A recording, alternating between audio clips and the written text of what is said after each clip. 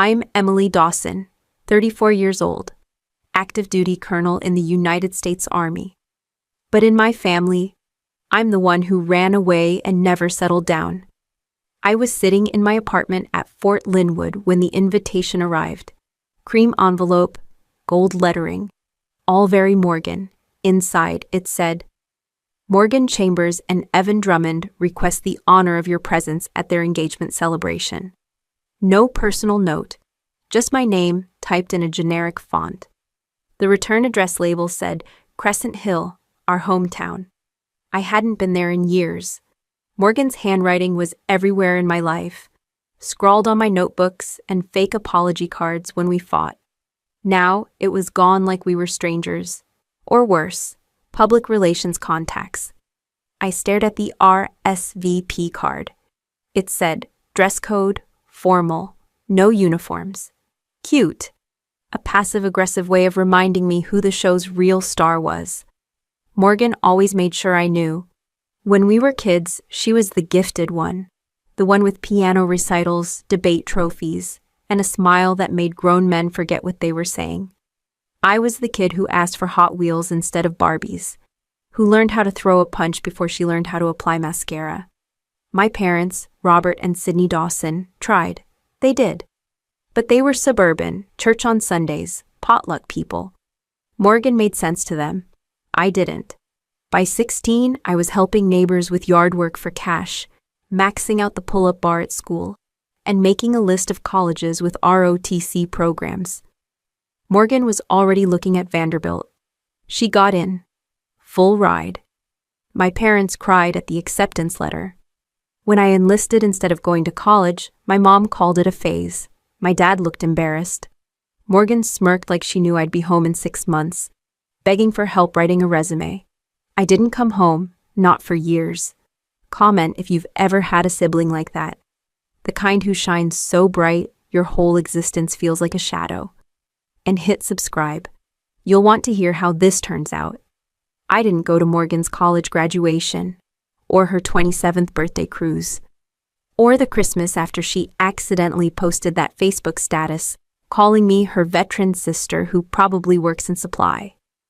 I was too busy leading combat engineers through flood zones and coordinating disaster relief in countries Morgan couldn't find on a map. But this invitation, this was different. It hit me in a place I didn't know was still sore. Maybe it was how clinical it felt, like I was a box to check, a body to fill a seat. Or maybe I'd spent 15 years earning every stripe, every star on my uniform, only to come home and still be treated like someone who didn't figure things out. So yeah, I RSP'd. I packed a bag, booked a ticket to Crescent Hill, not because I cared about the champagne or the couple's slideshow. I went home because I was done being the background character in Morgan's story. And if she still thought I was just her weird army sister who could have done better with her life, she was in for a surprise. Because the thing about shadows, they always move when the light changes. The second I stepped off the plane, I regretted not renting a car. Crescent Hill's regional airport was barely more than a glorified shack with vending machines. The only taxi in sight had a cracked windshield and a bumper sticker that said, "Retired, not expired." The driver looked retired and expired. He dropped me off at my parents' house around 8 p.m. The porch light was on. Same peeling paint on the steps. Same dying azaleas my mom refused to replace. I stood there with my duffel bag over my shoulder, debating whether to knock or just walk in like I used to. I knocked.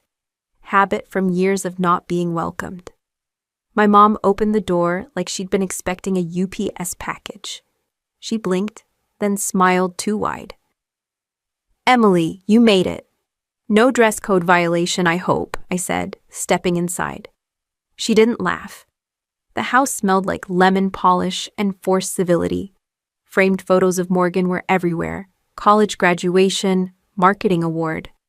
Glamour shots in black and white.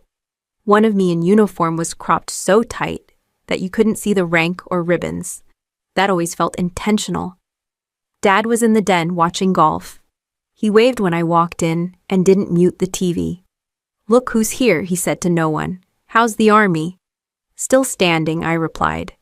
We made it through dinner like three people acting in a play none of us auditioned for. My mom asked if I wanted wine, then poured me a Diet Coke before I answered. She asked if I was still stationed somewhere warm, and if I ever thought about getting out.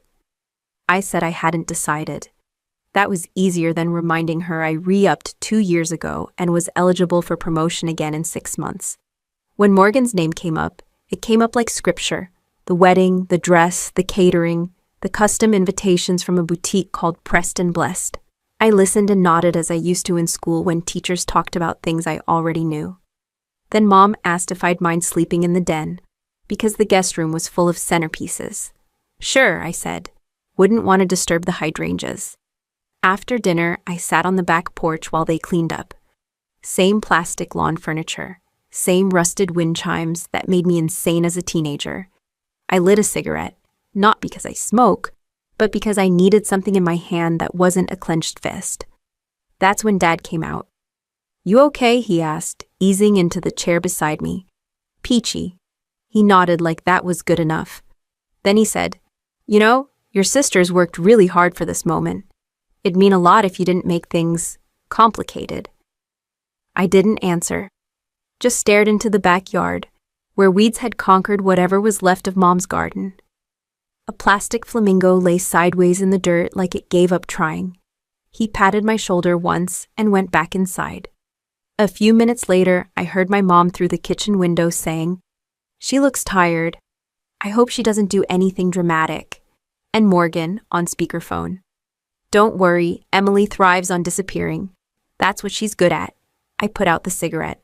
No, I wasn't surprised I wasn't in Morgan's engagement post. I wasn't surprised I'd been downgraded to sleeping next to a boxed chocolate fountain and a tablecloth steamer. But somewhere in me, some part I didn't like admitting still existed, was hoping someone, anyone, would be glad I came. That part of me shrank a little more that night, and whatever was left of it, it was getting ready to burn. I woke up to my mother yelling at a box of floral foam. She was in the kitchen, flustered, surrounded by centerpiece kits and unopened crates of glass vases. She muttered something about Morgan's aesthetic and vendors who don't understand luxury. I stayed on the den couch, blanket twisted around me, watching her juggle 3 phone calls and a hot glue gun before coffee. By 9 a.m., Morgan burst through the front door like a one-woman PR campaign. Her hair was blown out, and she wore a taupe cashmere wrap and oversized sunglasses. Even though it was cloudy, she didn't knock. She never did. Emily, she said, giving me a once-over like a stain on her rug. Wow, you look present. Nice to see you too, I said, standing up. She dropped her leather tote on the dining table, on top of a box labeled Fragile, and kissed Mom's cheek like a politician. I've got a full day. The tent company double-booked. The makeup trial ran late. Evan's parents are flying in, and I haven't eaten anything but almonds since Tuesday. So if we could keep the vibes light, that'd be amazing. I'll do my best to control my military-grade emotions, I said. She ignored that. Or didn't get it. Hard to tell. Mom shot me a look that said, Please, not today. Morgan gave me a rapid-fire list of rules. Where to stand, what not to wear, which table was for press photos only. She said all this while texting, then she looked up and added, Oh, and no uniforms. It's a civilian event. We don't want things to feel aggressive. I raised an eyebrow. Sure, wouldn't want anyone mistaking structure for a threat. She fake laughed. Still got that dark humor, so you. She was already halfway through another message when Evan walked in. Tall, polished, clean-cut. Brooks Brothers catalog model. He seemed genuinely surprised to see me. Extended a hand. You must be Emily. I've heard a lot about you. I shook his hand. Firm measured. His eyes hesitated on mine. All good things, I hope, I said. Without missing a beat, Morgan said, Don't worry, I kept it PG. Everyone laughed like we were all in on some private joke I didn't want to understand. They left for a food tasting at a vineyard called Ridgepoint Terrace. Before heading out, Morgan reminded Mom to text the florist. No baby's breath, no hydrangeas, and no last-minute substitutions. Tell her this is not a Hobby Lobby wedding." Once the door closed behind them, my mom turned to me and said, "She's under a lot of pressure. This is a huge moment." "Yeah," I said, flat. I remember coordinating civilian evacuations in Central America after the landslide. Stressful times. She frowned. "Why do you always have to be like this?" I didn't reply. I didn't need to. That question had been asked since I was 15, and no one ever stuck around long enough to wait for the answer. Dad asked me to help string lights across the backyard in the afternoon. We didn't talk much. He told me about the neighbors, who divorced, got a boat, and bought a generator. He asked once if I still worked with maps and radios. I said, something like that. He nodded as he understood. He didn't. Later that night, I passed the dining room and saw the seating chart on the table. Fancy calligraphy for Morgan and Evan. Neatly printed cards for everyone else. Then I saw mine, scrawled in pencil, half erased, next to the bar. Like an afterthought. Or a spare part. That tracks. I stood there staring at the little name card with smudged graphite and curled corners. My sister had custom menus, curated lighting, and a social media team. I got the bar, and honestly, it said more about my place in this family than any speech ever could. I moved my name card 3 inches to the left, just enough to make someone notice, but not enough to start a war. The next morning started with fake smiles and coffee that tasted like regret. Morgan was already dressed as if she were about to be interviewed by a bridal blogger. Flowy silk pants, dewy makeup, gold necklace with the letter M. She called it effortless. It screamed curated. Evan showed up 20 minutes late. His hair wasn't combed right, his shirt buttoned wrong, and it was like he had a late night or an identity crisis in the parking lot. Still, he looked like money. That's Morgan's type. Clean, quiet, unshakable. "Sorry I'm late," he muttered, setting his phone screen down like it held secrets. Traffic from Lakehurst was a nightmare. I looked up. Lakehurst. 3 years ago, I'd run a joint logistics drill there. 120 personnel. Helicopters, medical tents, satellite uplinks. I'd signed off on his unit's debrief myself. He said it like it was a beach resort. Morgan looped her arm through his. "Babe, we've got 12 hours to finalize the playlist. I don't want ironic dancing. No Macarena. No TikTok garbage. If someone starts line dancing, I'll light the tent on fire." He gave her a weak smile, then looked over her head. At me. "Colonel Dawson," he said softly. "Not for everyone. Just enough for the hair on the back of my neck to stand up." My spine straightened on instinct. "Excuse me?" he blinked. "Nothing. Sorry, you just look familiar." Morgan jumped in with perfect timing. "She does have that boot camp vibe, right? All shoulders and no eyeliner. But don't worry, she files court records now." My mouth went dry. She didn't even know how wrong she was. Evan glanced down, cleared his throat, and looked away. I watched him. The shift had started. That quiet flicker when someone begins to remember a face they were trained to obey. We broke for lunch. I stepped onto the porch and called Taylor, my cousin, the only person in this bloodline who didn't look at me like a pothole in the family driveway. "Tell me I'm not losing it," I said. "You're not. You're just temporarily stuck in a wedding-themed twilight zone," she replied. "How many centerpiece meltdowns so far?" I told her about Evan's words, about the flicker in his eyes. She went silent. "Hold up," she said. "Is he one of yours? From Fort Linwood?" He might have been in my joint training group. He wouldn't recognize me out of uniform, but his instincts did. "Emily," she said, suddenly serious, "if this guy stands up at the altar and salutes you, I'm bringing popcorn." I laughed harder than I had in days. Back inside, Morgan was directing vendors like she owned the company. Someone bumped a lantern, and she hissed, "You had one job." Evan was nowhere to be seen.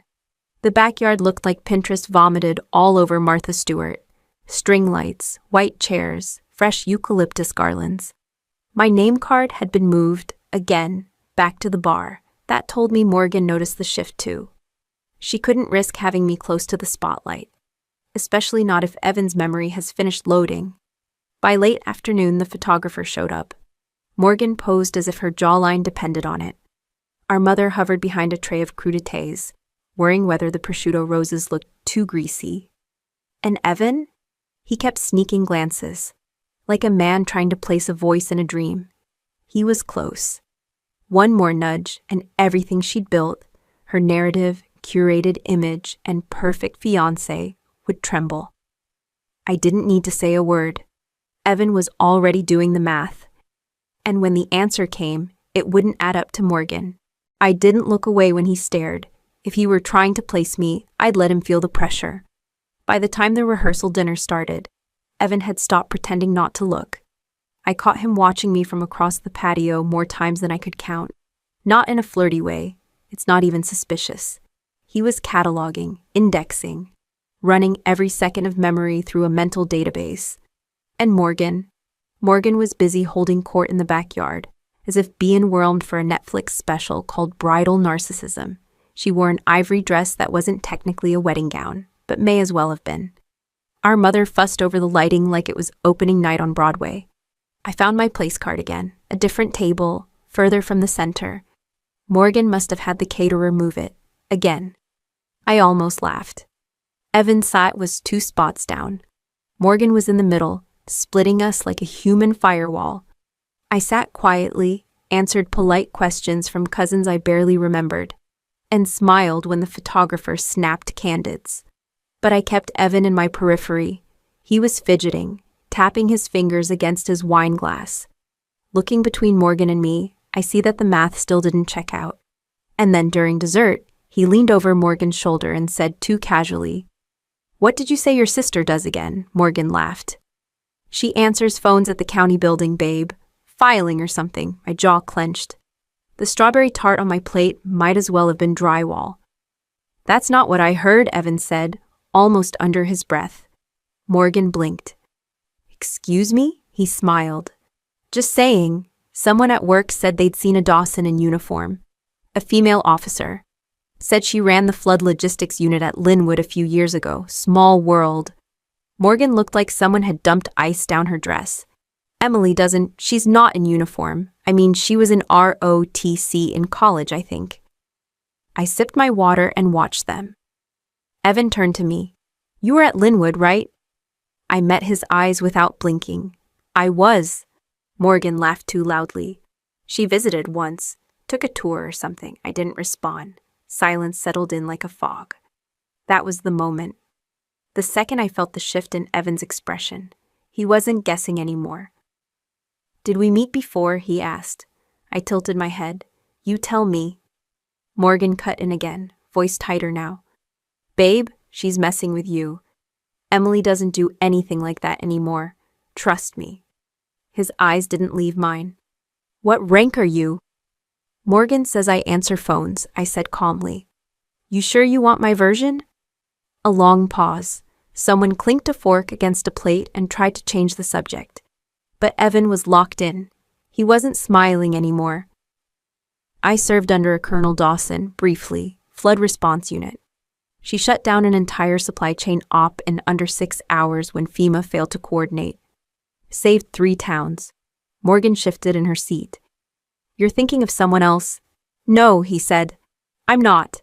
I stood, smoothly. No drama. "Excuse me, I need to call in a situation report." That wasn't true, but I wanted him to sit with it. To watch the space I left behind and realize what he'd just said out loud. I paced next to a hedge that cost more than a month of hazard pay. My phone buzzed. Taylor, texting a gif of a bomb going off.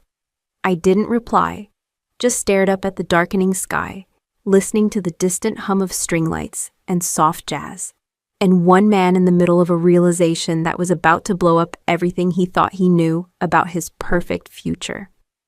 Inside, Morgan kept smiling, but her grip on his arm was tighter now. I walked back in just as the toast started, and Evan still hadn't sat down. He stood beside his chair, one hand in his pocket, the other running over his jaw. He looked like someone trying to solve a puzzle with a piece he suddenly realized he'd been holding upside down. Morgan was already mid-speech. Her voice had that glossy, performative warmth she used whenever she had an audience. I just want to say thank you, everyone, for being here tonight. Evan and I are so thrilled to start this new chapter together, and your love means the world. She reached for Evan's hand. He hesitated just half a second, enough for anyone paying attention to notice, before stepping in. We've both worked hard to get where we are, Morgan continued, and we've supported each other through so much. Evan's career is, well, let's just say I always knew I'd marry someone exceptional. Polite laughter rolled through the tent. I stood near a bucket of melted ice and flat lemonade, unseen. And I know what some of you might be wondering, she said. How can I possibly compete with this man? She squeezed his arm. But the truth is, I bring something irreplaceable to the table. Morgan paused, milking the moment like a seasoned actress. I bring heart, loyalty, family. I show up. I don't chase medals. I don't need to outshine the people who raised me. Evan glanced back, directly at me.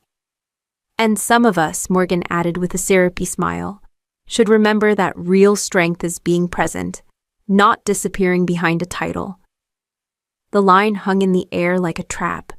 Someone from our side of the family, Aunt Pam maybe, raised her glass too early, and Morgan chuckled like a talk show guest. Not yet, Auntie. Let Evan say a few words. He didn't move at first, just looked down at the table. Then he exhaled slowly, picked up his champagne, and turned toward the group.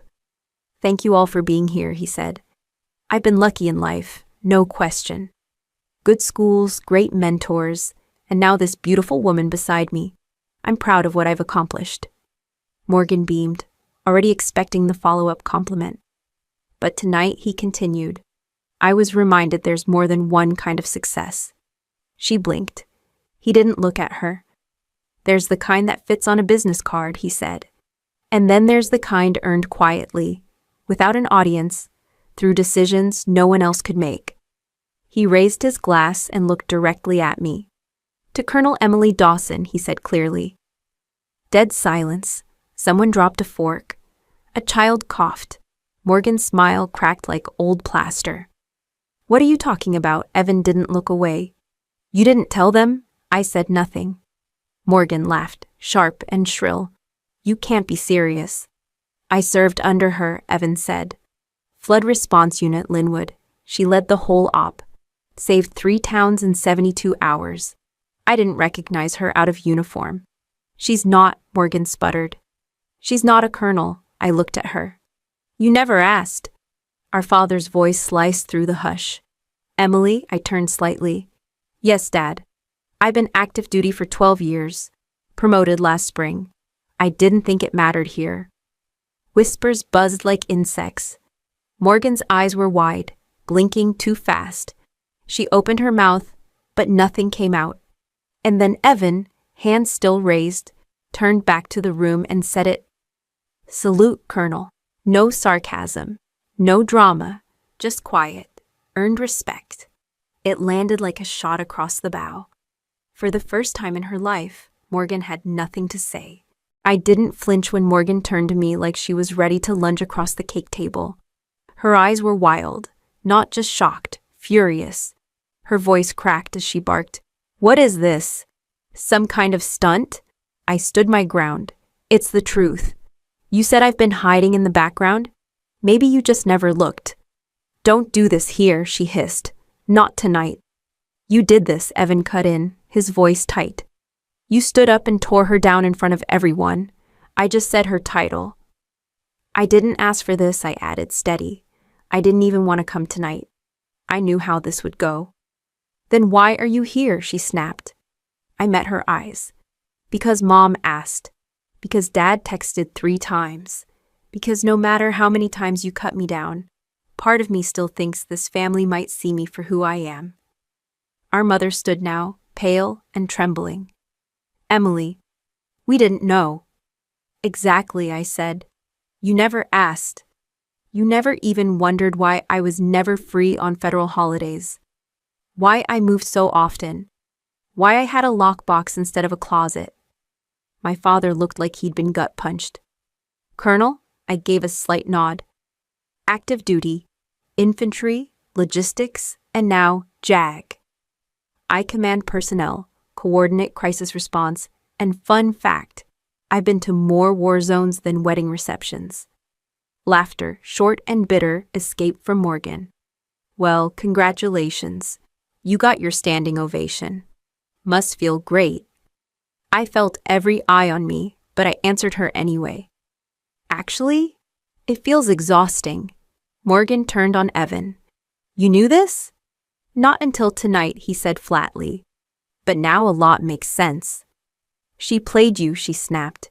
She used this to humiliate me. You're letting her win. No one's winning here, Evan said, but only one person's been competing. That made her blink. She reeled back half a step like she hadn't expected anyone, especially not him, to say it out loud. Uncle Brad coughed awkwardly.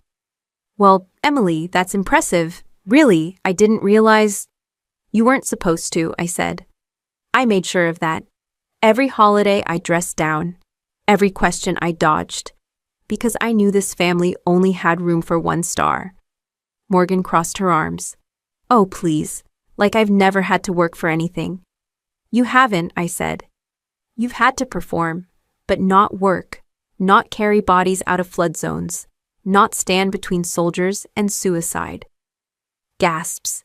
Grandma dropped her napkin. That's not fair, Morgan muttered.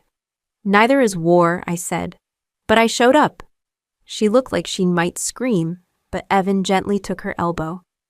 Morgan, maybe we need a minute. She shook him off. You're taking her side? I'm not taking sides, he said. I'm seeing clearly for the first time. Around us, the party atmosphere had imploded. Guests were either sneaking out or standing frozen with their drinks, caught between fascination and horror. I could hear someone whispering by the bar, probably relaying the story already. Our mother stepped closer. Emily, I wish you'd told us. I looked at her. I wish you'd asked. My father cleared his throat. You're a judge too. No, I said. That's another Emily. I'm just a colonel. And I've got a flight to DC in the morning, so I'd appreciate it if we could wrap this circus up. Morgan threw her champagne down. The glass didn't shatter. It bounced off the turf. Anticlimactic and ridiculous. Classic, I said under my breath. She spun toward me. You think you're better than us now? I think I survived things you don't even believe in, I said. And that has nothing to do with being better. Just different. Different, she scoffed. Right. Evan gave her a long, unreadable look. Maybe it's time we all accept that. And Morgan, for once, didn't have a snappy comeback. I turned away from Morgan and walked straight to the patio's edge, needing air more than victory. My hands were steady, but my chest was tight. The crowd behind me had thinned. The conversation now reduced to scattered murmurs and clinking glasses. Nobody was toasting anymore. Good. It didn't feel like anything worth celebrating. I stood near the hedges, staring at the dark lawn. The air smelled like roses and overcooked shrimp. Someone's kid was crying inside the house.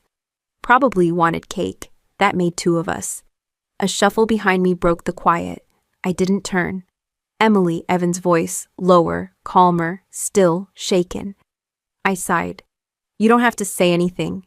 This isn't your problem. Well, he said, it's a little late for that. I finally looked at him. His tie was crooked now. He'd loosened it since the explosion. Smart move. She's spiraling, he added. You probably guessed. I've seen actual spirals, I said.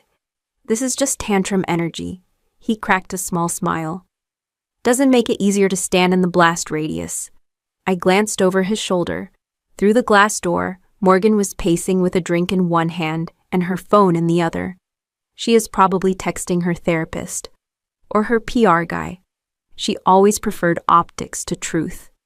Are you okay? He asked. His voice a little more personal now. I shrugged. Define okay. You looked surgical in there. Cold. That wasn't cold, I said. That was years of bite-my-tongue discipline snapping in half. He nodded slowly. I don't blame you. A moment passed before I said, But you still want to marry her? He didn't answer right away. I don't know, he said honestly. That version of her? Number the one who laughs at brunch and cries over dog commercials? Maybe. Depends which one comes back. You sure one ever left? I asked, genuinely curious. He ran a hand over his jaw. You've had a long time to build a case against her. I didn't deny it. I kept my mouth shut for years, but don't mistake that for forgiveness. It was silence, not peace. Evan nodded again. I didn't know she had a sister until 6 months into dating her. Sounds about right. She called you military admin the first time she mentioned you. Said you moved around too much to hold a real job.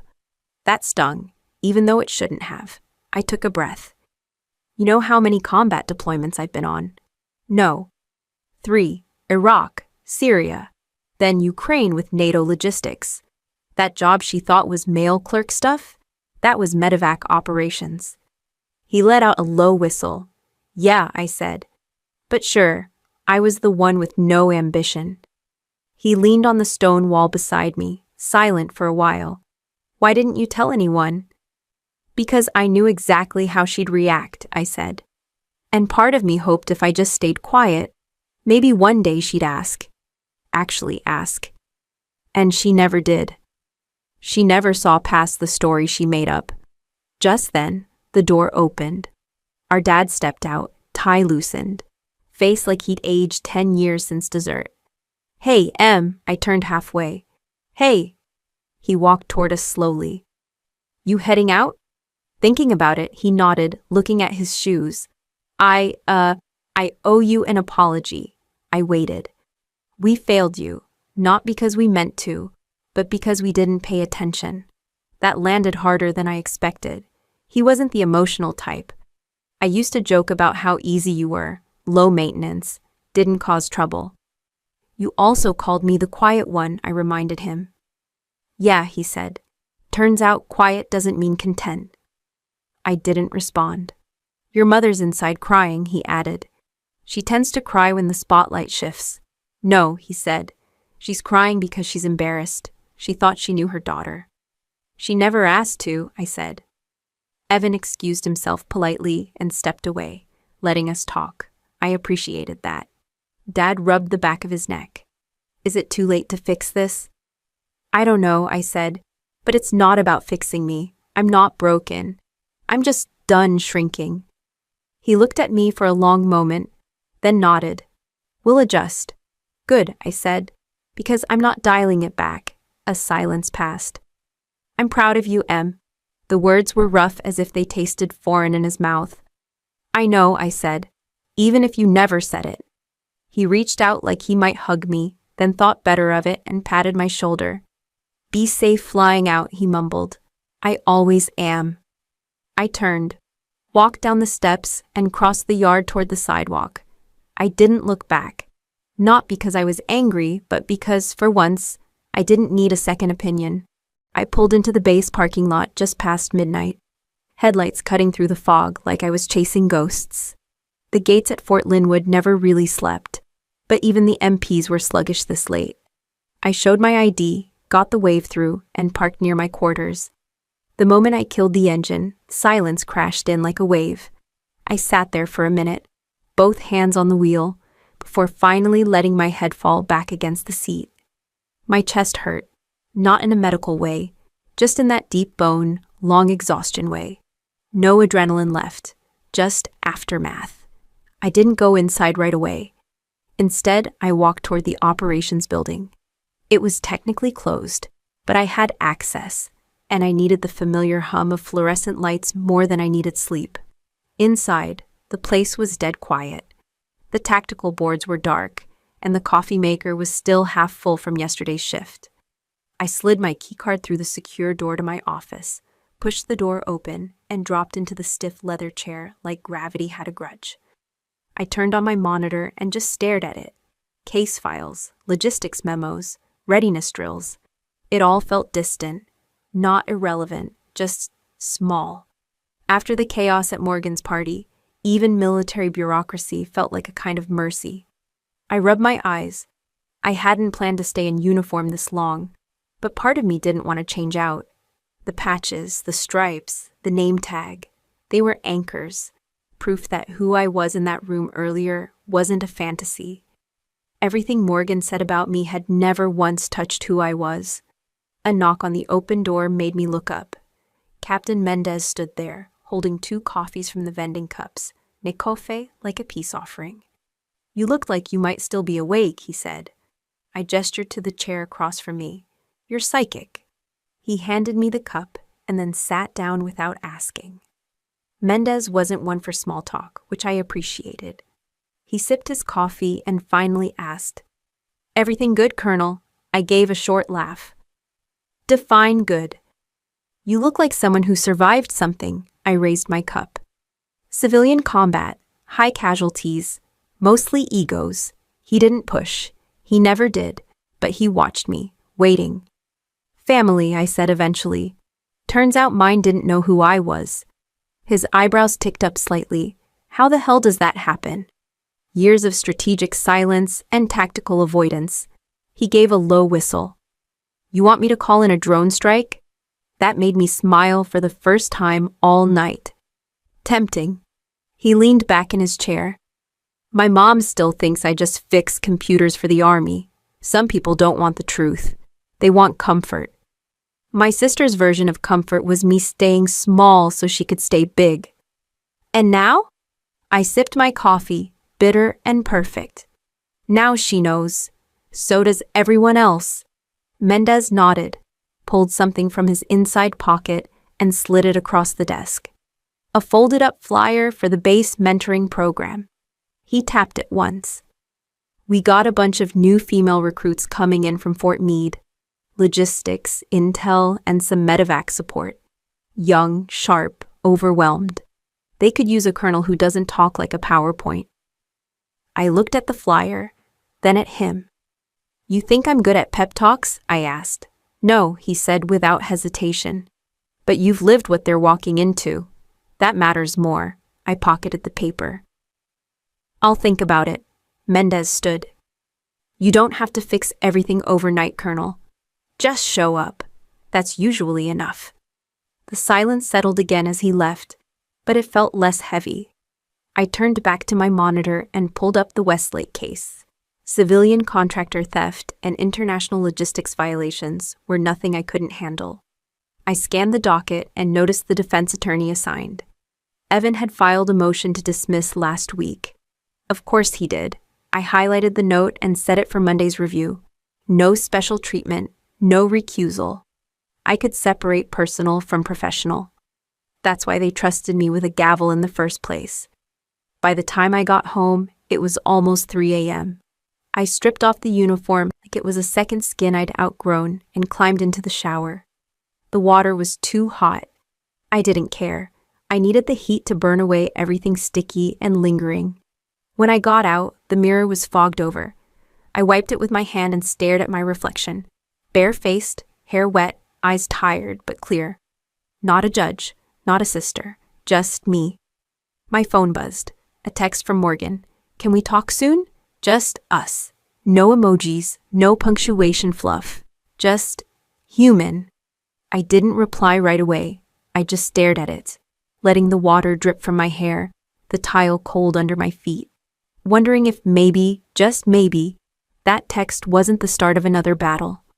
Maybe it was the white flag, and maybe, for once, I was ready to meet her without armor. I set my phone down on the counter, grabbed a towel, and decided I wouldn't answer her until I knew what I wanted to say, if anything at all. By morning, the message still sat unread. I made coffee, stared out the window, and let the silence do its job. It was Saturday, which meant no hearings, no staff briefings, and no one expecting me to be anything but alone. I sat cross-legged on my couch, flipping through an old Army journal I used to scribble in during deployment, back when the world felt louder and simpler at the same time. A knock at the door made me flinch. 3 short taps, like someone hesitant but impatient. When I opened it, I didn't expect to see Morgan. She wasn't dressed for confrontation. No makeup, just a hoodie and jeans, their hair twisted up like she barely looked in the mirror before leaving the house. She had a paper coffee cup in one hand and a small box in the other. Her eyes looked like she hadn't slept. "I wasn't sure you'd answer," she said quietly. "I wasn't sure I would either." She handed me the coffee. "Still take it black." I nodded and stepped aside to let her in. She paused before entering like the space might bite her. Then she crossed the threshold like she was walking into court without counsel. I shut the door behind her. She set the box down on my counter. "I brought you something from Mom's attic." I opened it and saw a stack of old photo albums, dust-smudged and crooked. Baby pictures, birthday parties, graduation cards. One from my commissioning ceremony I hadn't even remembered existed.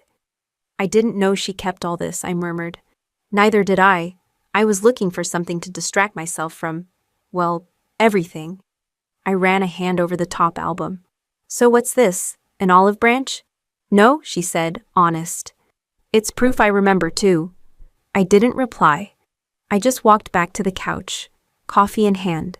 She followed but didn't sit until I gave her a nod. For a moment, we were just two women in a quiet room with no rank or spotlight. Just blood and history. Morgan stared at her knees. "I've been replaying everything I said at the party. It's not flattering." "It wasn't." I sounded like an insecure brat. I raised an eyebrow. "You were." She exhaled. "Fair." I leaned back, sipping the coffee she brought. It was lukewarm, still better than most apologies I'd ever been given. "Why now?" I asked. She looked at me, eyes steady. "Because I don't want to lose my sister." My throat tightened. I wasn't prepared for that level of sincerity. "And Nathan?" I asked. She hesitated. "He's staying with his brother for a while. Says he needs space." "Do you love him?" "Yes, but maybe not the way I thought I did. I think I loved what he represented more than who he really is." I nodded. "That's honest." "I'm trying." I turned toward her. "So what do you want from me, Morgan?" Really, she didn't blink. "A chance to earn back your respect. You're not entitled to it just because we share DNA." "I know." She reached into her hoodie pocket and pulled out a crumpled envelope. "Dad wrote this after the party. He didn't know how to give it to you. I offered to be the mule." I opened it slowly. His handwriting was rough as if he hadn't picked up a pen in years. The letter was short. "Abby, I'm sorry for not seeing you, for letting the noise drown out your voice. You didn't deserve that. Dad." It wasn't much, but it was something. I folded the letter and tucked it inside the photo album. "He mean it?" "I think so." Morgan's voice dropped. "He hasn't stopped talking about you since that night. It's half pride, half guilt." I shook my head, not out of disbelief, just weariness. "It's going to take more than words, Morgan. From all of you." "I know." We sat silently, like soldiers who'd just returned from the same war, but were too bruised to compare wounds. "I told my boss the truth," she said after a while. "About the promotion, about the lies. He wasn't thrilled, but he didn't fire me." "Good." "He offered to help me build a real track, earn it for real this time." "That's something." She smiled faintly. "It's a start." Another silence fell between us. This one felt less awkward, more like something settling into place. "I'm not going to pretend this fixes everything," she said, rising. "But I want to do better. I want us to do better." I stood too. Doing better means showing up, consistently. I can do that. She moved toward the door, then paused. "You look terrifying in uniform, by the way. Evan still can't get over it. Keeps calling you ma'am even in his sleep." I laughed finally. "Tell him I accept his surrender." Morgan gave me one last look, half hope, half shame, and walked out. I didn't watch her go.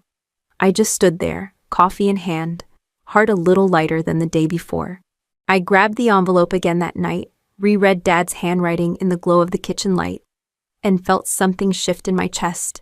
Something I hadn't let myself feel since basic training. It was Sunday when I finally agreed to dinner.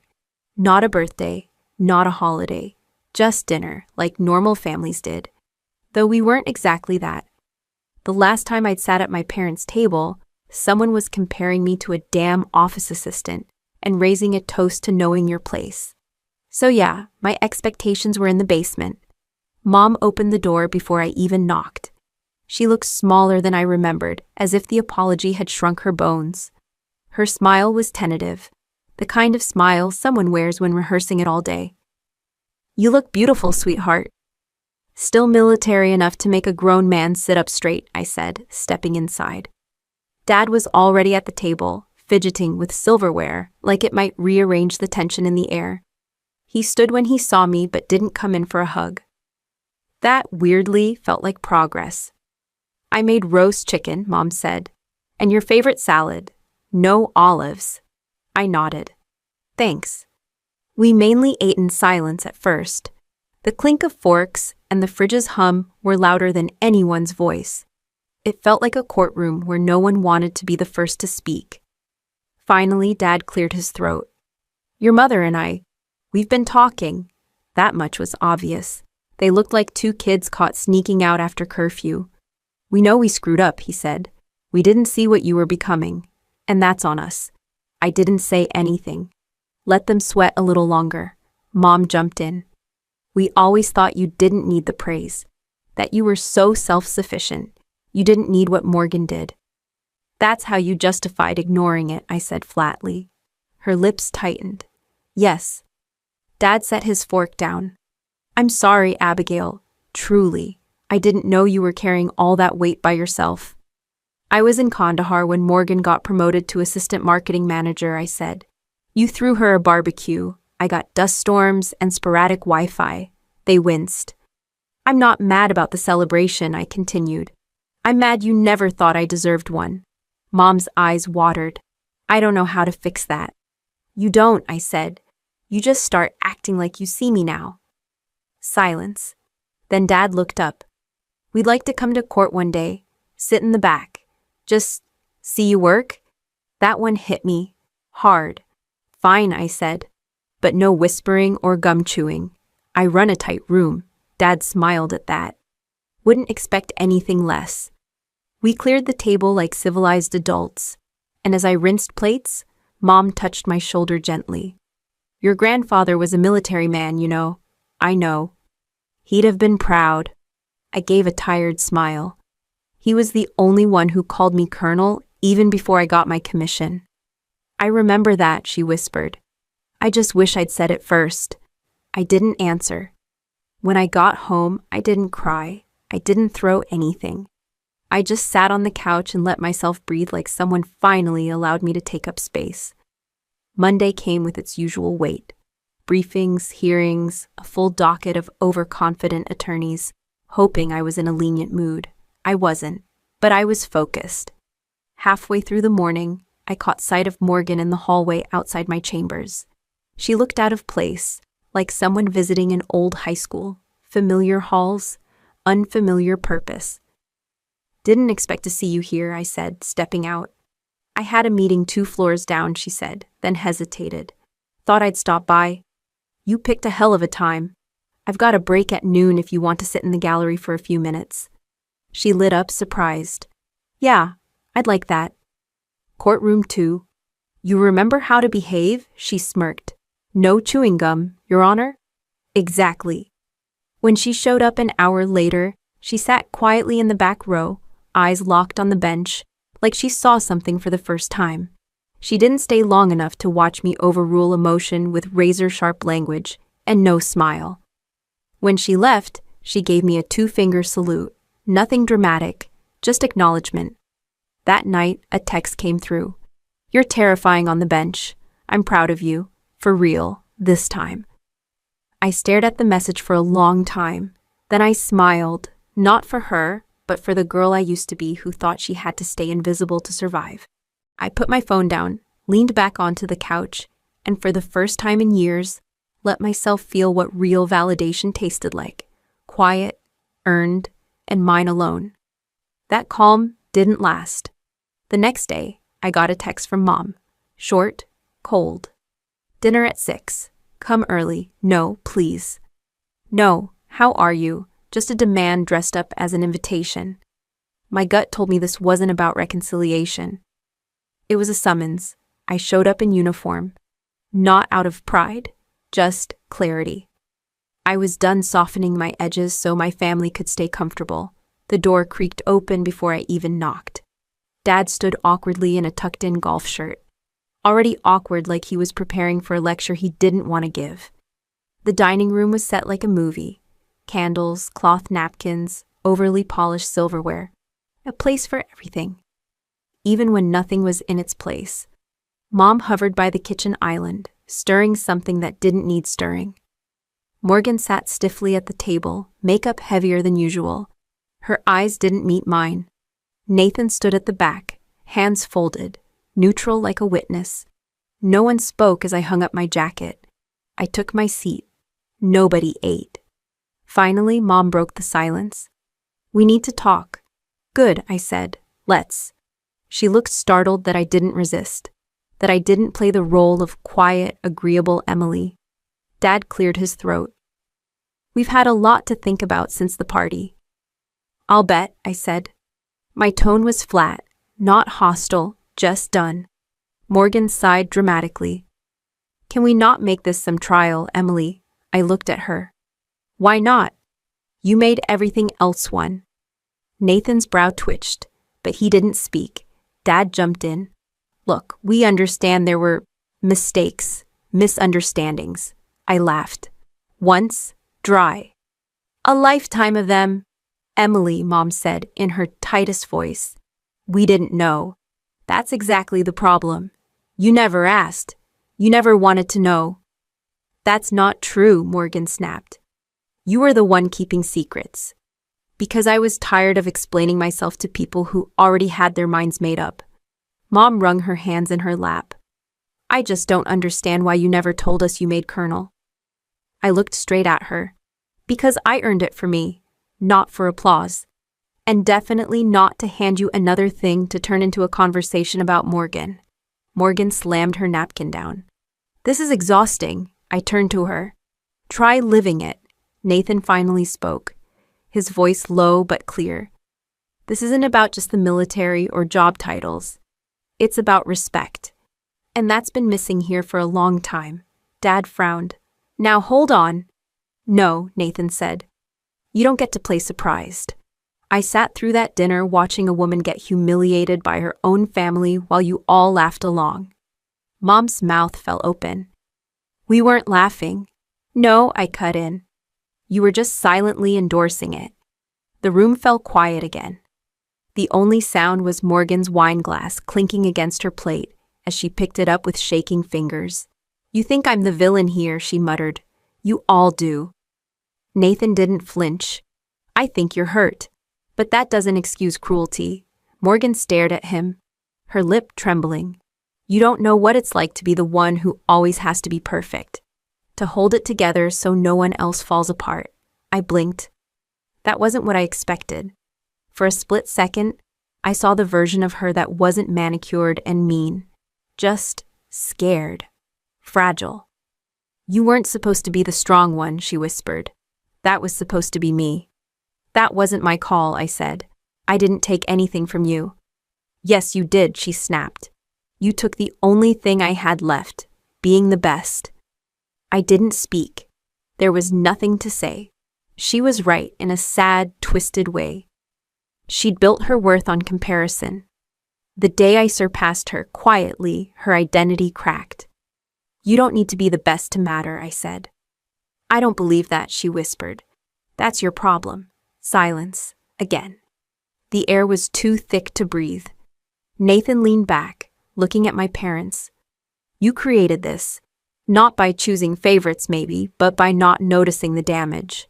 You don't have to fix it all tonight, but you do need to see it."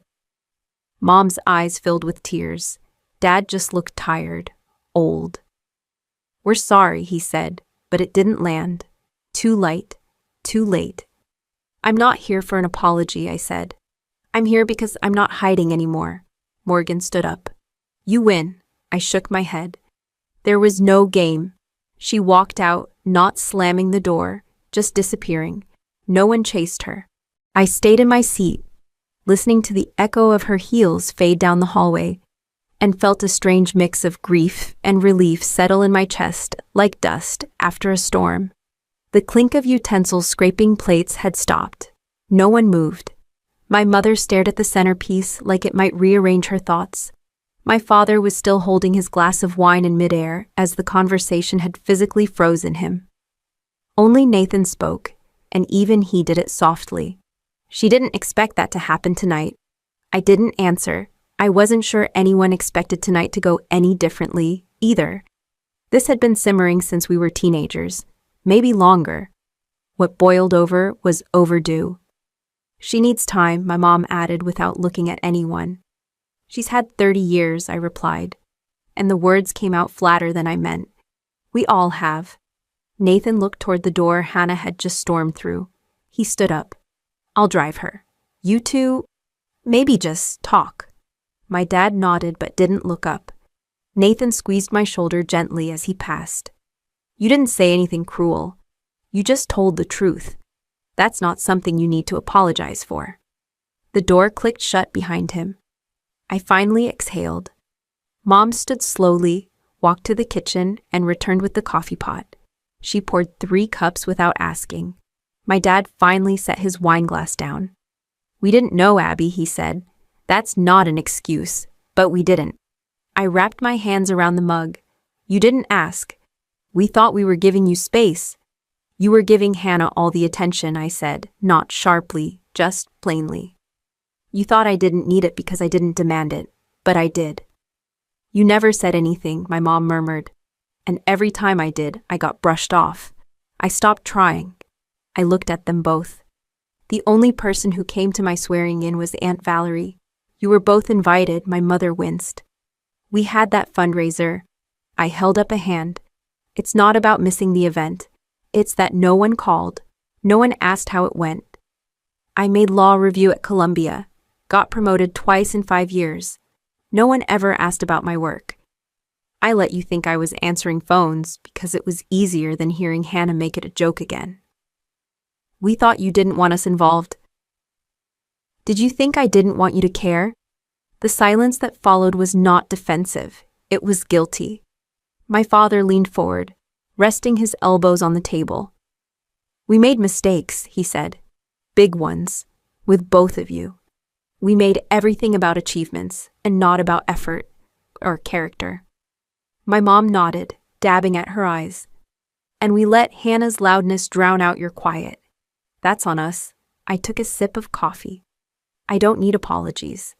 I just want you to see me now, as I really am." "We do," Dad said quietly. "We do now." I didn't answer. I wasn't ready to let that in yet, but I didn't push it away either. 2 days later, I got a text from Hannah. Just 3 words.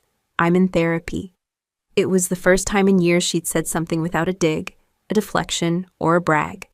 I stared at it long before replying. "Good." That Sunday, Mom invited us both over for dinner again. I wasn't sure she was brave or foolish, maybe both.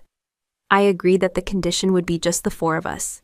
No Nathan, no extended family, no performance. Hannah showed up 10 minutes late. Her makeup was minimal and her hair was pulled back. No designer heels, just sneakers and a hoodie. She didn't look defeated, just stripped down. She sat across from me and didn't say anything until after dinner. "I've lied about a lot," she said, breaking the silence. "My job, my titles, even some of the campaigns I said I ran, I didn't." I nodded once, no judgment, just listening. "I always needed to feel like I was ahead of you, because I thought I was supposed to be." Her eyes didn't dart or blink. "And when I wasn't, I didn't know who I was." "I know the feeling," I admitted. "I spent most of my 20s trying to prove I wasn't just your quiet little sister. Then I spent my 30s hiding the proof." "Why?" "Because I thought you'd take it from me, or ruin it, or worse, pretend it didn't matter." She looked down. "I probably would have." We sat in silence for a beat. Then she said it, clear and steady. "I'm proud of you, Emily." It didn't sound forced. It wasn't for show. And it knocked something loose in me that had been locked up since high school. I nodded. "Thanks." "I don't know if we can be close again," she added. "But I want to stop being enemies." I don't need a best friend. I just need a sister who doesn't need me to shrink. She met my eyes and smiled, just barely. Deal. Mom brought out the pie like it was peacemaking armor. Dad poured decaf like we were signing a treaty, but it didn't feel fake for the first time in our lives. Just quiet, just real. We talked about nothing much the rest of the night, weather, the Celtics. My dad's new obsession with woodworking. Normal stuff. The kind of normal we'd never had growing up. Not even close. I left before anyone else, letting the calm linger. No hugs, no promises. Just a nod from Hannah and a silent moment of something between respect and relief. On the drive home, I rolled the windows down. The cool air wasn't just lovely, it felt earned. Everything finally made sense, even if none of it was perfect. And that was enough. I let the wind hit my face at every red light, not because I needed the air, but because for once, I didn't want to rush the quiet. The Matthews family hadn't been in one place since the engagement party, but here we were, my parents' anniversary dinner, the four of us under one roof again. My dad grilled steaks with too much enthusiasm, like smoke, and meat could cover the tension. My mom nervously rearranged the salad 4 times. Nathan brought a bottle of wine he knew they couldn't afford but figured it might help. I showed up 5 minutes early. Not because I wanted to be polite, but because I didn't want to walk into a room buzzing with whatever narrative had formed in my absence. Hannah opened the door, no makeup, hair tied up. She was wearing flats and a plain cardigan as if trying not to be looked at.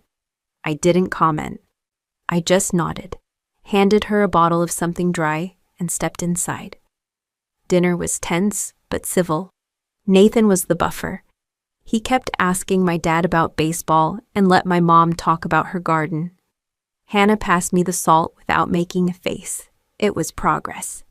When we finished eating, my mom brought out an old photo album, one of those leather-bound ones with sleeves stretched from being overstuffed. She flipped to a page with a picture of me at age 11 in an Army cadet uniform, all stiff shoulders and serious eyes. "You always look like you belong there," she said, smiling like she hadn't ignored that photo for the past 2 decades. I nodded, not trusting myself to speak. My dad cleared his throat.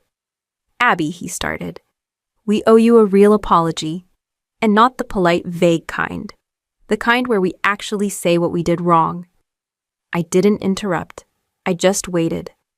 "We treated you like background noise," he continued, "even when you were doing incredible things. That's not on Hannah, that's on us." Mom squeezed his hand, then added, "I think I got too used to Hannah being loud. I forgot that quiet doesn't mean less." I finally said something. "You didn't just forget. You made it a rule." Nathan sat quietly, letting the weight hang in the air. Hannah didn't rush to defend them. That part surprised me. Instead, she looked down at her lap, fingers tightening around her napkin. "I used to think I had to be the star," she said softly. "Like if I wasn't winning, I didn't matter. So when you started succeeding in ways I couldn't compete with, I needed to believe you were still small." I stared at her, unsure whether to be angry or grateful. "You could have just asked me who I was," I said. "Instead, you decided for me." She nodded. "I did, and I'm sorry." Nathan reached across the table and touched her arm. Not possessively, just steady. She glanced at him, then back at me. "He almost left," she admitted. "Not because you're a judge, because of how I acted when I found out." "He told me," I replied. "I'm glad he stayed. You needed someone who wouldn't let you dodge the mirror." She smiled faintly, the edges softening in a way I hadn't seen since we were kids. "Turns out the mirror's brutal." "So is the bench," I said. "I've had to sentence people I knew since childhood. I've watched lives fall apart from a distance of 10 feet. Nathan looked at me. "And still, you've stayed fair." "I've stayed quiet," I corrected. "That's not always the same thing." The room grew silent again, but it wasn't hostile this time. It was the quiet that comes when everyone's tired of pretending they're fine. We sat there with coffee cups and pie crumbs, surrounded by old photos and newer regrets. Hannah spoke again, voice low. I told my boss I don't want a promotion unless I earn it. I'm working on an actual campaign now, one with impact. No more faking. That's more than a job change, I said. That's a personality shift. I figured if my sister could take the hard road, I should stop pretending I'm already at the destination. I almost laughed. Almost. Welcome to the long way around. She held my eyes for a moment. I'm proud of you, Abby. I didn't say it back, not because I wasn't, but because I knew she needed to say it more than I needed to hear it. Nathan looked at all of us, then lifted his glass. To not lying about who we are anymore. We clinked. Softly. No big toast, no applause. Just four flawed people trying to let go of old stories. As I helped clear the table, my mom touched my shoulder. Your courtroom's on the news again. That ruling you gave, it's being cited by 2 other judges. I smiled. Yeah, I heard. She looked at me like she was seeing me for the first time. You've done good, Abby. Really good. I'm just getting started, I said, stacking plates. Quiet doesn't mean weak. Never did. I used to think silence was just the absence of noise. Now I know it can be a choice. Not everything needs to be said to be real. Not every wound needs to be open to be understood. And not every truth needs to be loud to carry weight. I don't need to prove anything anymore, not to her, them, or even myself. I just need to live in the space I've earned, quietly, fully, and without apology. If stories like this hit close to home, family revenge, sibling rivalry, or just the messy truth behind family stories, subscribe. There's more where that came from, and if you've ever lived your kind of quiet revenge, drop it in the comments. You're not alone.